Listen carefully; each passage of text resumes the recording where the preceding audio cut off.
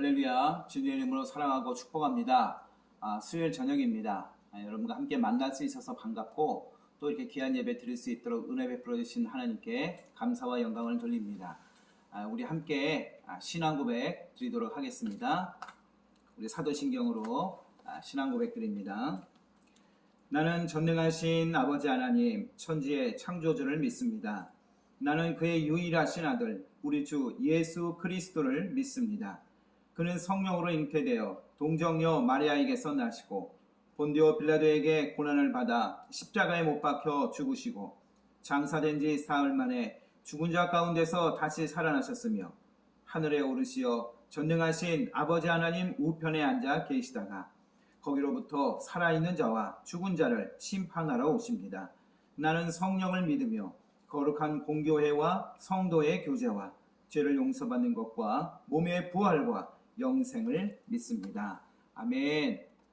우리 찬송하겠습니다. 찬송가 366장 함께 찬송합니다. 찬송가 366장입니다.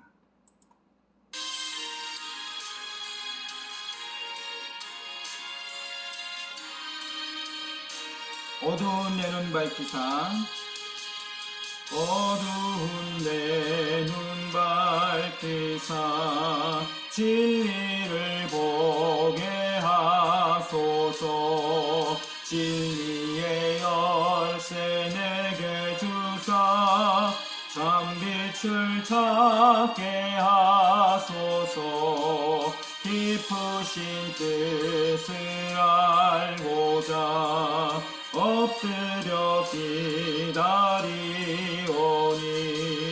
내 눈을 뜨게 하소서. 성령이여 막혀진 내 기여시사 주님의 귀한 음성을 이 귀로 밝히 들을 때에 내 기쁨 한량없겠네. 깊으신 뜻을 알고자 엎드려 기다리오니 내 귀를 열어주소서. 성령이여 봉해진 내 입 여시사 복음을 널리 전하고 차가운 내 맘 녹여주사 사랑을 하게 하소서. 깊으신 뜻을 알고자 엎드려 기다리오니 내 입을 열어주소서. 성령이여. 아멘. 하나님의 귀한 말씀 우리 함께 읽도록 하겠습니다. 오늘 우리에게 주신 하나님 말씀은 사도행전의 말씀입니다. 지난주 7장에 이어서 오늘은 사도행전 8장 1절에서 13절에 있는 말씀입니다. 신약성경 199쪽 사도행전 8장 1절에서 13절에 있는 말씀 제가 봉독하도록 하겠습니다.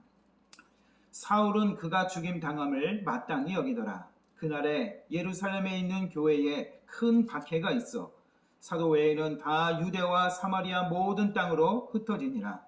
경건한 사람들이 스데반을 장사하고 위하여 크게 울더라. 사울이 교회를 잔멸할세 각 집에 들어가 남녀를 끌어다가 옥에 넘기니라. 그 흩어진 사람들이 두루다니며 복음의 말씀을 전할세 빌립이 사마리아 성에 내려가 그리스도를 백성에게 전파하니 무리가 빌립의 말도 듣고 행하는 표적도 보고 한 마음으로 그가 하는 말을 따르더라. 많은 사람에게 붙었던 더러운 귀신들이 크게 소리를 지르며 나가고 또 많은 중풍병자와 못 걷는 사람이 나으니 그 성에 큰 기쁨이 있더라. 그 성에 시몬이라 하는 사람이 전부터 있어 마술을 행하며 사마리아 백성을 놀라게 하며 자칭 큰 자라 하니 낮은 사람부터 높은 사람까지 다 따르며 이르되 이 사람은 크다 일컫는 하나님의 능력이라 하더라. 오랫동안 그 마술에 놀랐으므로 그들이 따르더니 빌립이 하나님 나라와 및 예수 그리스도의 이름에 관하여 전도함을 그들이 믿고 남녀가 다 세례를 받으니 시몬도 믿고 세례를 받은 후에 전심으로 빌립을 따라다니며 그 나타나는 표적과 큰 능력을 보고 놀라니라. 아멘. 귀한 수요일 저녁입니다. 하나님의 은혜가 함께 하시기를 간절히 축복합니다. 연일 날씨가 너무너무 덥습니다. 저도 오늘 자켓을 벗고 셔츠만 입고 여러분과 함께 예배를 드립니다. 어느 교회는 그런 날이 있더라고요. 이게 평상복만 입고 오고 정장 안 하고 그냥 이렇게 셔츠 가볍게 입고 나오는 그런 예배를 이벤트처럼 이렇게 하는 교회들이 있더라고요. 날씨가 워낙 더우니까 이제 그런 것도 이해가 됩니다. 저도 오늘 수요일은 특별히 한번 자켓을 벗어봤습니다. 무리하다고 생각하지 마시고 너무 더운 날에 우리가 함께 시원하게 예배 드린다 그렇게 생각하시면 좋을 것 같습니다. 사도행전 7장과 8장은 슬픈 소식도 있고 또 기쁜 소식이 교차되는 그런 말씀입니다. 7장은 우리가 지난주에 말씀을 함께 나눴지만 스데반이 복음을 전하고 그리고 죽임을 맞이하게 되죠. 이 스데반의 죽음은 예루살렘 교회에는 굉장히 큰 충격이었습니다. 예수 믿는다는 것은 이제는 목숨을 바쳐야 하는가 하는 그런 현실에 직면하게 되었기 때문인 거죠. 그리고 이런 현실을 만드는 일에 앞장섰던 한 사람 누군가요? 바로 오늘 본문 6절에 나오는 사울이 그 앞에 있었다라는 겁니다. 사울은 스데반이 유대인에게 이 죽임당하는 그것을 마땅하게 여겼다, 당연하게 생각했다고 우리에게 전해주고 있습니다. 사실 서로 앞장서지 않았을 뿐이지 유대인들 대부분이 아마 사울과 같은 입장이었다 그렇게 생각할 수 있습니다. 하나님의 성전 그리고 모세를 통해 준 율법 그들에게 있어서는 어떠한 이 흠도 그에 대한 어떤 폄하하는 발언도 있어서는 안 될 그런 대상인데 그 성전과 율법의 권위를 무너뜨렸을 뿐만 아니라 이 유대인들의 이 정체성까지 하나님의 택한 백성이라는 그 믿음까지 흔들어 놓았으니까 흥분하지 않을 사람이 어디 있겠냐라는 거죠. 이런 때에 자신들을 흥분케 했던 그 스데반이 죽었으니까 이 유대인의 기세가 더 당당해진 것을 우리가 짐작해 볼 수 있습니다. 사울도 그 이단의 앞자리, 예수 믿는 사람들을 이단이라고 표현을 하죠. 사울도 그 이단의 앞자리를 제거했다는 그 자부심, 그리고 누구보다 이 일에 앞장서서 일했다는 그 자긍심, 그것이 아주 대단했다는 것을 우리가 알 수 있습니다.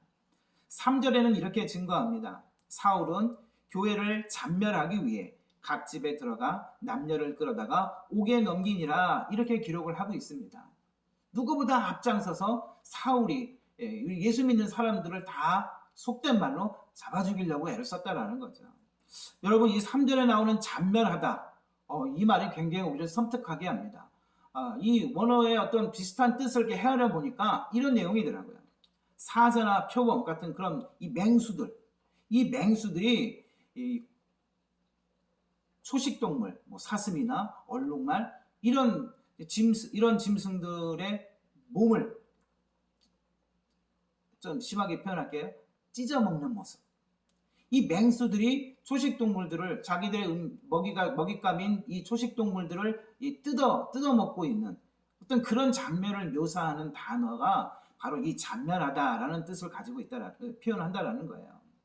그러니 이 당시 사울을 중심으로 했던 그 핍박이 얼마나 무섭고 또 잔인했는지를 우리에게 표현해주고 있는 단어입니다.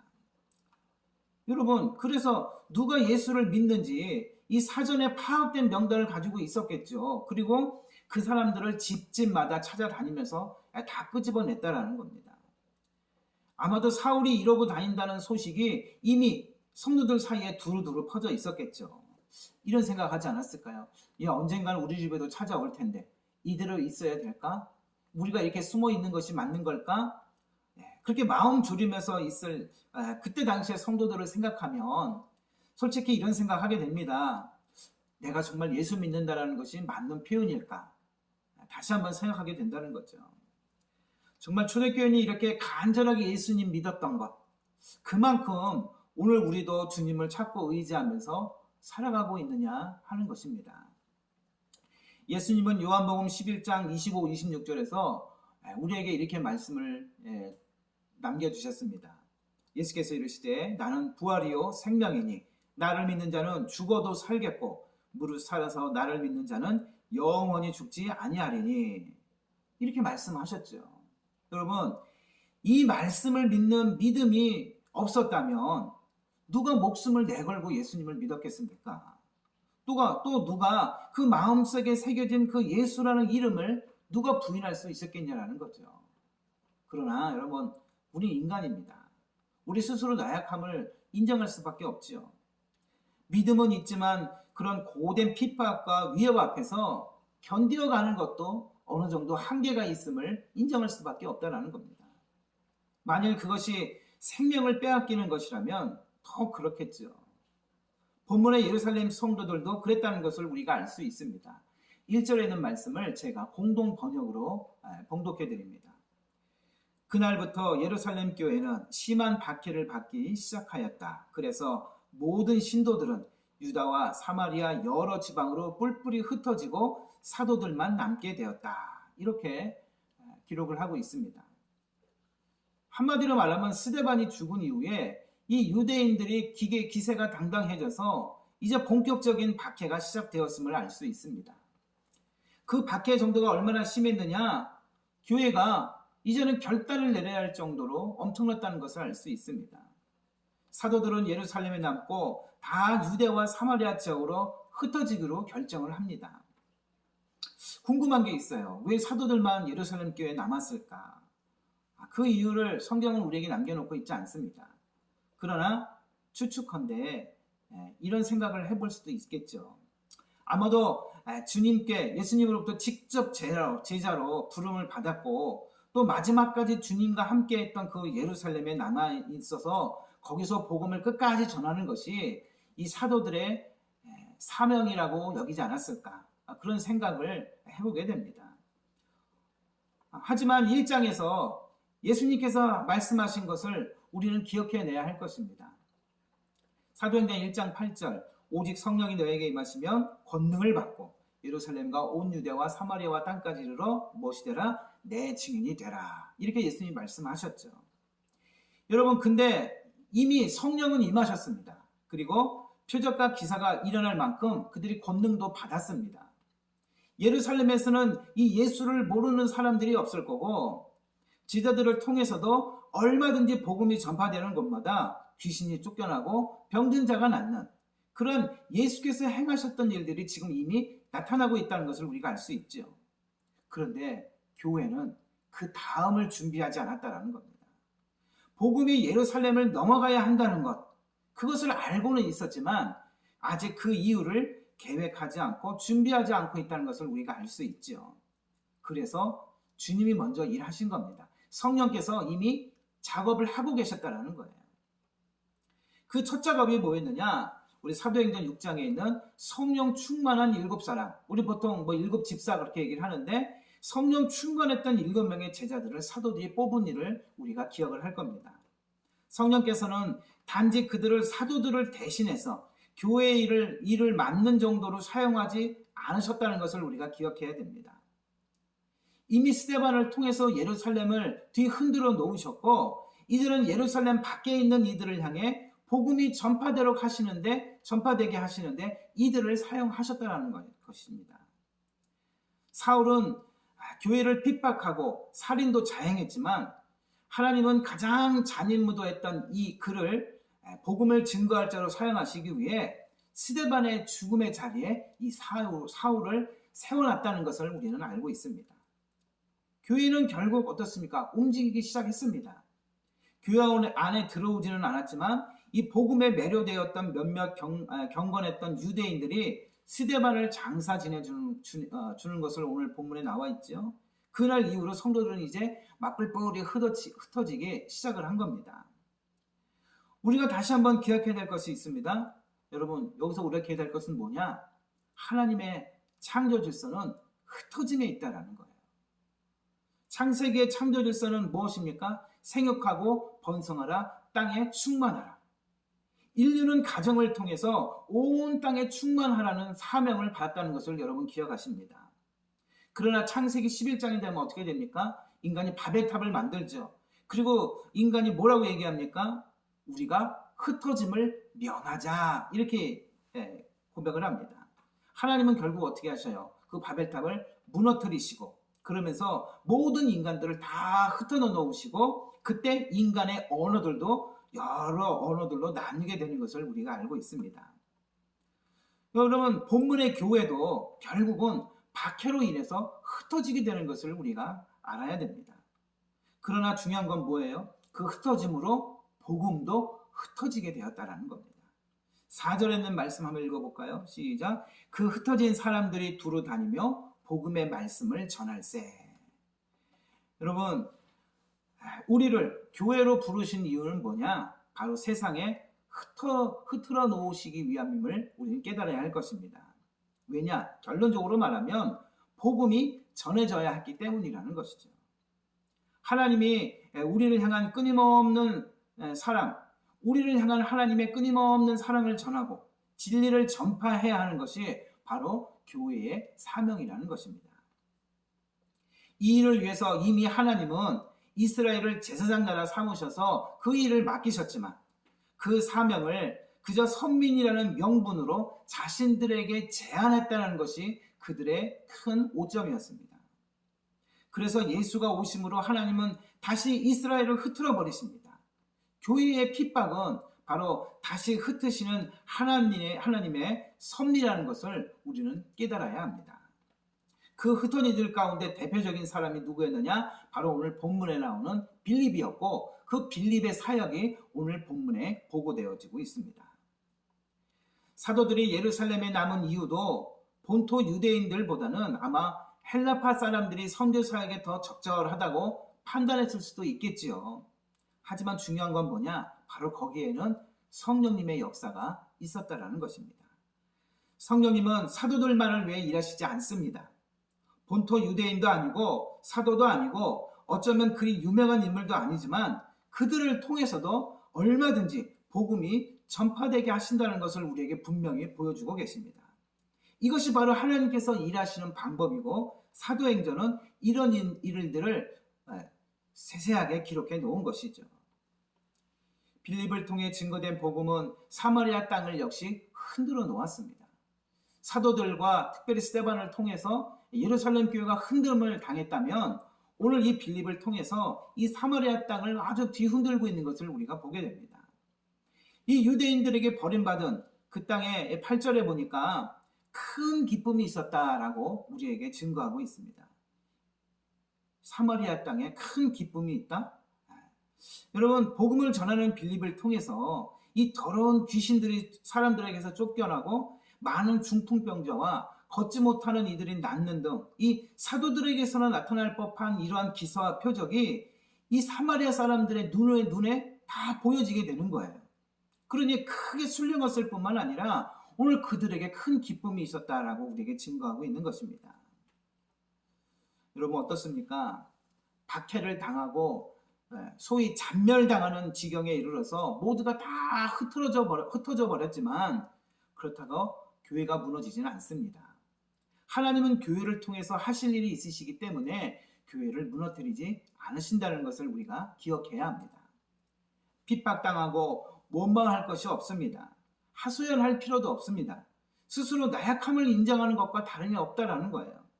차라리 우리는 핍박받을 때 찬송하고 기뻐할 수 있어야 합니다. 그래도 아직은 교회의 사명을 감당하고 있기 때문에 우리가 핍박받고 있다, 그렇게 자랑스럽게 생각해야 된다는 겁니다. 그리고 중요한 건 뭐냐? 우리가 핍박받을 때에 하나님이 우리를 향한 계획이 무엇인지 깨닫기 위해 기도해야 할 것입니다. 바로 초대교회는 이 핍박을 통해서 무엇을 깨달았느냐? 하나님께서 복음이 흩어지길 원하신다. 복음이 전해지길, 온 세상에 전해지길 원하신다. 그것을 깨달았다는 것이에요. 그렇다면 오늘날 우리를 향한 하나님의 이끄심이 무엇인지 우리는 깊이 묵상해 봐야 될 것입니다. 빌립을 통해 복음 전파는 한 지역을 지배하던 이 마술사 시몬까지도 무너뜨리는 것을 오늘 우리가 보게 됩니다. 여러분, 여기서 마술사라는 것은 흔히 그냥 눈속임을 통해서 하는 그런 것들이 아닌 것을 우리가 알아야 돼요. 본문의 마술사라는 것은 우리나라로 하면 무당이라고 해야 될까요? 강력한 영에 붙잡혀서 실제로 이 하나님의 이름을 빙자해서 이 마술을 행하고 또 사람들을 미혹시키는데, 그가 어떤 마술을 했는지 우리가 정확히 알 수는 없지만 중요한 건 뭐냐? 이 마술을 통해서 병자들을 고치거나 귀신을 쫓아내는 일, 또 점성술을 통해서 미래를 예언하는 일, 이런 일들을 그가 보였다라는 겁니다. 여러분 어때요? 이쪽 정도 되면 지역 사람들한테 얼마나 큰 영향력을 끼쳤는지, 또 얼마나 큰 영향력을 미치고 있는지 우리가 알 수 있겠죠. 본문 9절과 11절을 보면 사마리아 사람들 앞에서 자신을 스스로 시몬이 뭐라고 얘기하느냐? 나는 큰 자다, 그렇게 얘기를 하고 있습니다. 뿐만 아니라 뭐라 그럽니까? 지위 고하를 막론하고 모두에게 저 사람은 하나님의 능력을 행하는 사람이야, 그렇게 불려지면서 추앙을 받고 있는 것을 우리에게 보여주고 있습니다. 그런데 그곳에 누가 찾아가요? 그 사마리아 성에 빌립이 찾아간 겁니다. 12절 읽어볼까요? 같이 시작. 빌립이 하나님 나라와 및 예수 그리스도의 이름에 관하여 전도함을 그들이 믿고 남녀가 다 세례를 받으니. 이전에 시몬에게 듣던 것과 달리 빌립이 하나님 나라와 예수의 가르침과 그리고 십자가와 부활의 그 복음을 전하고 나니까 그동안 묶여있던 것들이 이들에게 다 풀려버리는 겁니다. 이 시몬과는 비교할 수 없는 복음으로 그들이 새롭게 태어났다는 것을 우리에게 말씀해주고 있는 것이죠. 그 중에도 더 놀라운 사실은 뭐냐? 시몬이 변했다는 겁니다. 감히 하나님의 이름을 빙자해서 마술을 행하던 시몬 그 자신도 복음 앞에 무릎을 꿇었다는 거예요. 할렐루야. 그도 예수 믿고 세례받고 이제는 빌립을 따라다니게 되었다라고 우리에게 증거를 하고 있습니다. 다 누구의 능력이에요? 하나님의 능력입니다. 복음의 능력임을 우리가 깨달아야 될 것입니다. 핍박 속에 눈물을 흘렸던 그런 교회, 그러나 큰 기쁨으로 드러난 복음의 능력이 이제 우리들의 삶 속에서도 무럭무럭 여러 가지 모양으로 드러나게 될 것입니다. 또 그렇게 될 줄 믿습니다. 여러분, 그래서 교회는, 복음은 흩어져야 되는 것입니다. 저와 여러분들을 통해서 그렇게 흩어짐의 역사가 일어나고 흩어짐을 통해 복음이 증거되고 많은 이들이 주님께 인도함 받는 그러한 일들이 일어나게 될 줄 믿습니다. 우리가 함께 그 기대와 꿈과 소망을 가지면서 복음의 사명자들이 될 수 있기를 간절히 축복합니다. 기도하겠습니다. 하나님 감사합니다. 성령님, 오늘도 우리를 인도하여 주셔서 우리의 삶 가운데 예수 이름으로 살 수 있도록 이끌어 주시니 감사합니다. 우리가 흩어지는 곳마다, 찾아가는 곳마다 우리를 통해 주님을 알게 하여 주시고 예수 믿는 사람들이 날로 늘어나서 하나님 나라가 가득 찰 수 있도록 우리를 통하여 일하여 주시기를 소망합니다. 오늘도 우리에게 허락해 주신 귀한 사명 감당할 수 있도록 힘과 능력과 지혜로 함께하여 주시옵소서. 예수님 이름으로 기도합니다. 아멘. 광고 말씀드리겠습니다. 광고는 특별한 거는 이번 주일날 주보를 한번 보시고요. 코로나가 오늘 1,800명이 넘었더라고요. 각자가 조심하는 방법 외에는 큰 대책이 없습니다. 물론 백신도 빨리 맞아야 되지만 우리 각자가 조심하지 않으면 여러분 쉽게 잦아들 것 같지는 않습니다. 어디 계신지 항상 방역에 힘써 주시고 나라와 민족을 위해서 여러분 특별히 기도 많이 해주시기 바랍니다. 또 불볕더위가 기승을 부리죠. 저희도 더워서 참 잠자기 힘든데 여러분 무더위 속에 건강 조심하시고 요번 주 주일은 예배 드립니다. 교회 대면 예배 조건이 있어요. 우리 좌석의 10% 정도만 예배를 드릴 수 있도록 그런 제한적인 범위 안에서 대면 예배를 드릴 수 있도록 정부에서 인정을 해줬습니다. 그래서 우리 교회도 예배를 드리는데 2번 예배를 드려야 돼요. 우리 어른들은 10시에 예배를 드리겠습니다. 그리고 11시에 예배를 마치고 30분 동안 방역을 한 이후에 11시 30분에 우리 학생들을 중심으로 예배를 드릴 거예요. 그러니까 우리 여러분들 시간 꼭 기억하시고, 제가 단톡에 한 번 더 공지를 할 텐데 교회에서 예배 드립니다. 10%만 예배를 드리기 때문에 나눠서 예배를 드릴 거예요. 지난번 한번 해보셨으니까 여러분 시간 꼭 기억하시고 여러분 함께 예배 가운데 만날 수 있기를 소망하겠습니다. 우리 찬송가 496장 우리 찬송하신 후에 주기도문으로 예배를 마치도록 하겠습니다. 찬송가 496장입니다.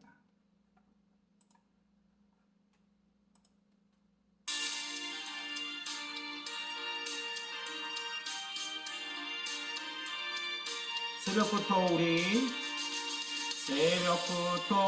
우리 사랑함으로써 저녁까지 시를 부려봅시다.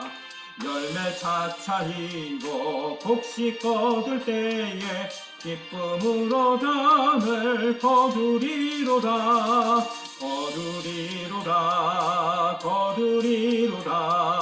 기쁨으로 담을 거두리로다.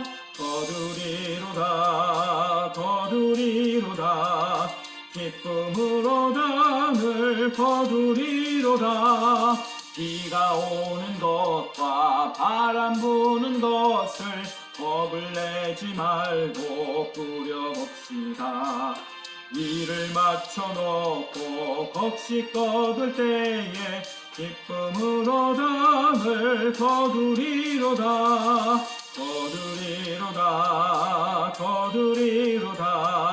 기쁨으로 담을 거두리로다.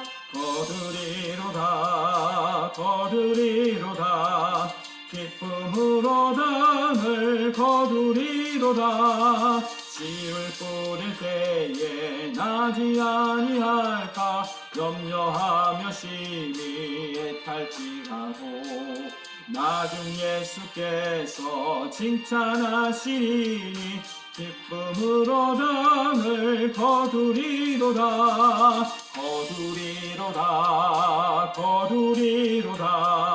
기쁨으로 담을 거두리로다.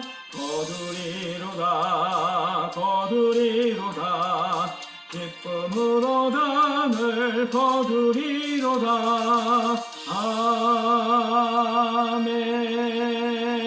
아멘. 아멘. 주기도문으로 오늘 예배를 마치겠습니다. 하늘에 계신 우리 아버지, 아버지의 이름을 거룩하게 하시며 아버지의 나라가 오게 하시며 아버지의 뜻이 하늘에서와 같이 땅에서도 이루어지게 하소서. 오늘 우리에게 일용할 양식을 주시고 우리가 우리에게 잘못한 사람을 용서하여 준 것 같이 우리 죄를 용서하여 주시고 우리를 시험에 빠지지 않게 하시고 악에서 구하소서. 나라와 권능과 영광이 영원히 아버지의 것입니다. 아멘. 여러분 남은 3일도 승리하시고 주일날 뵙도록 하겠습니다. 샬롬.